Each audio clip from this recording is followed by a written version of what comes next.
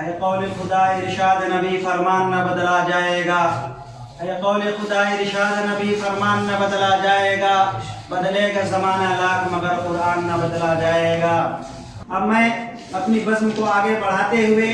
نعت کی دنیا میں قدم رکھتا ہوں، کیونکہ شاعر کہتا ہے چمن میں جب بھی کبھی باغ باں کا ذکر ہوا، چمن میں جب بھی کبھی باغ باں کا ذکر ہوا، تو سے ہوتے ہوئے باغ پھول تک پہنچے، سریر عرش سے ایک روشنی حجاز گئی، خدا کی بات جو نکلی وہ رسول تک پہنچی۔ سامعین بس خدا کی حمد و ثنا خوانی کے بعد،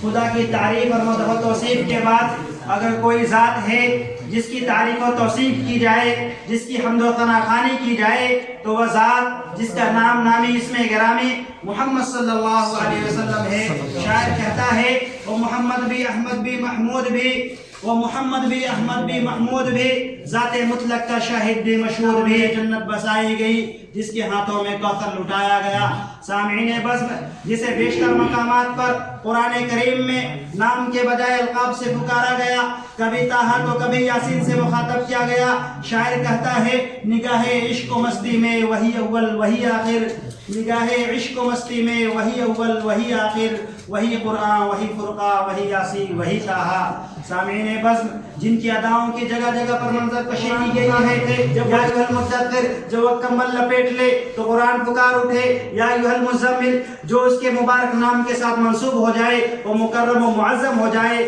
جب وہ مکہ میں جلوہ فگن ہو تو مکرمہ بن جائے، جب مدینہ میں وارد ہو تو مکرمہ بن جائے، جو اس کے نام کے ساتھ منسوب ہو جائے وہ مکرم و معظم ہو جائے، جس شہر میں اس کا قدم پڑ جائے اس شہر کو شہرت دوام حاصل ہو جائے،